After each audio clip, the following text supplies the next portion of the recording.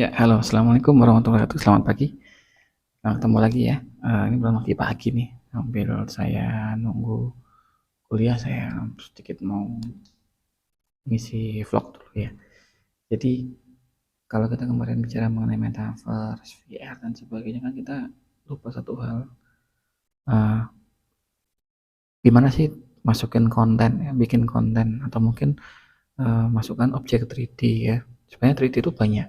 Jadi kalau kita mau lihat objek 3D bisa lihat di website CC Trader atau Turbo Squid ya, banyak banget seperti yang ini di samping ya, Squid Trader, Turbo Squid dan kawan-kawan. Dan itu ada yang free, ada yang berbayar, ada yang apa namanya detail, full body dan sebagainya. Itu pun juga harus dipertimbangkan juga saat sudah mau di objek, mau ditampilkan atau mau dimasukkan dalam konten VR atau metaverse, kuat nggak itu renderingnya dan sebagainya. Jadi tidak hanya asal beli terus dimasukkan terus wah jadi apa VR untuk kedokteran atau metaverse untuk konten kedokteran, tapi itu harus dipertimbangkan. Nah, sekarang saya di sesi ini akan sedikit spill ya. Kebetulan saya beberapa project juga menggunakan teknik ini ya, yaitu bagaimana kita memindahkan objek 3D asli ya, objek asli ya, menjadi sebuah konten 3D. Ya, modalnya hanya kita pakai aplikasi itu banyak di Play Store, bisa lihat aplikasi 3D scanner seperti di sini ya. 3D scanner banyak banget ya. Dan kadang-kadang cocok-cocokan dengan HP-nya ya. HP dengan juga HP itu ada speknya yang sensor depth sensor, semakin bagus depth sensornya semakin bagus juga hasilnya. Oh, yang demo kali ini saya akan menggunakan HP saya ya, Sony ini. Ada software tadi salah satunya yaitu untuk 3D scanner. Mau lihat? Oke, let's check it out. Ya oke, pertama kita cari dulu aplikasinya ya, aplikasi 3D Maker ya. Ini satunya kita pakai yang di HP Sony bawaan, ada 3D Makernya. Ya, ini ada sensor, HP-nya ada sensor apa namanya? Sensor ya, sensor depth sensor dan TOF ya. Nah, ini saya membuat objek baru ya, pemindahan scanning baru. Jadi nanti HP-nya bisa, yang penting speknya ada itunya, ada sensornya itu. Oke, kita coba ini saya buku ya. Kita coba scan buku ya.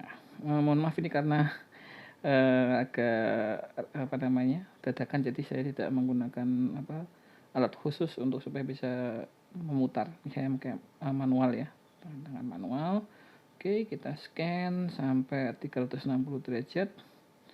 Ya, ditunggu dulu aja 360 derajat. Ya, ini contohnya kita pakai objek buku. Nah, usahakan objek itu ditaruh di dalam lingkaran ya, supaya nanti saat blok moldingnya itu sudah jadi, objeknya sudah tepat di yang sesuai dengan apa yang kita inginkan. Lebih bagus lagi jika ada lingkungannya polos sehingga bisa membedakan polos dan kontras. Oke, ini coba. Oke, berikutnya baru kita lakukan nih rendering. Ini rendering ya, rendering di dalam HP. Nah, oke, coba.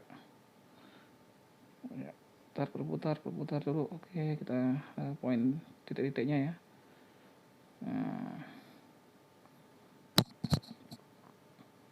sudah kita blok itu titiknya. Nah, baru rendering di sini, rendering lagi untuk memastikan bahwa objek yang kita tuju adalah buku ini ya kan, sama ya buku.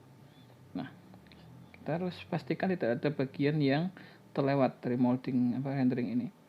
Nah, setelah selesai ya, sebenarnya cukup deh, sudah selesai.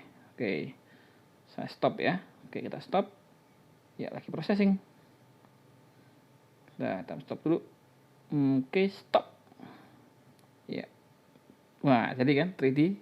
Oke, nah nanti ini kita lihat yang versi ini ya, mungkin agak kasar ya karena harusnya pakai gimbal atau apa supaya tidak gerak gitu kan.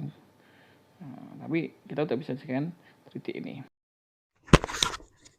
Oke, tadi ada lihat ya bagaimana cara saya melakukan scanning.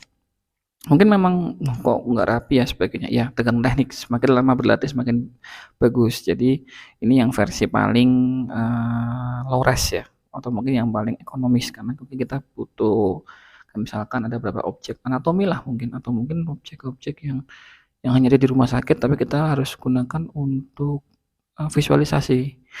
Itu bisa menggunakan, objek tersebut ya, idealnya kalau yang untuk, di atas Flores apa Dok? Ya, bisa pakai yang seperti ini. Yang untuk industri ya jelas mahal dan spek apa namanya hasil file juga lebih gede. Jadi tergantung kebutuhan. Kadang-kadang kita jangan jangan langsung ke high res, tapi kita nggak tahu mau peruntukannya apa. Dan kita assessment dulu kebutuhannya. Nah, contoh butuh hasil tadi ya yang saya pakai, Anda bisa lihat di video berikut nih. Nah, terus ini filenya udah saya pindahkan ya dari HP tadi ke ini saya di laptop pakai 3D viewer bawaan Windows 10 dan lumayan kalau buat visualisasi ya kan. Nah, Anda bisa lihat seperti itu. Nah, oke, mungkin cukup sekian dulu ya. Oke, ada pertanyaan dan saran silakan dibawa ya. Ini cukup singkat aja tapi paling enggak bisa jadi sebuah apa dicoba di rumah sendiri sambil nanti collecting objek latihan mengambil gambar dan sebagainya untuk 3 dimensi. Ya sekian dulu, sampai ketemu lagi. Selamat belajar, tetap belajar ya. Oke, assalamualaikum warahmatullahi wabarakatuh.